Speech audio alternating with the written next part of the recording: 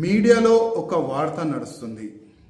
భారతీయ జనతా పార్టీకి ప్రెసిడెంట్ ఎవరు కావాలి, కేంద్రం నుంచి ఒక సిగ్నల్ వచ్చిందని ఆ విధంగా ఒక వార్త అయితే నడుస్తుంది.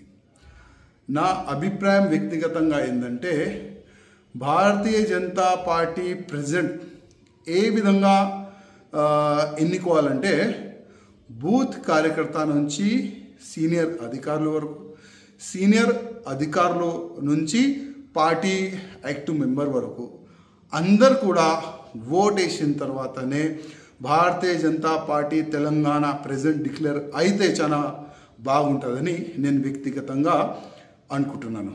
ఎందుకంటే గతంలో చాలా వరకు ఏ విధంగా వార్తలు నడిచిందంటే, ఇది నా మనిషి, ఇది నీ మనిషి, ఈ నా మనిషి నీ మనిషి వల్ల పార్టీ సర్వనాశనం అయింది. అట్లాంటి కావద్దు.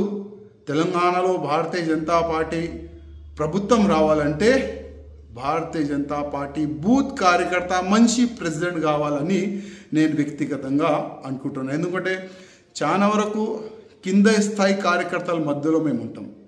కింద స్థాయి కార్యకర్తలు ఆలోచన ఏ విధంగా ఉంటుంది, ఎందుకంటే ఆ కింద స్థాయి కార్యకర్తల వల్లనే వాళ్ళు పని చేసినందుకే ఇవాళ 8 మంది ఎమ్మెల్యే మనం తెలంగాణలో గెలిచినాం.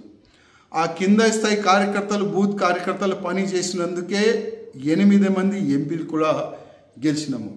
అందుకోసం ఆ కింద స్థాయి కార్యకర్త నుంచి పై అధికారి వరకు మా ప్రెసిడెంట్ ఈ విధంగా ఉండాలి, మేము ఈయనకి ఓటు వేస్తాం, ఆ విధంగా ఒక ప్రొసీజర్ జరిగితే చాలా మంచిగా ఉంటుందని నేను వ్యక్తిగతంగా అనుకుంటున్నాను.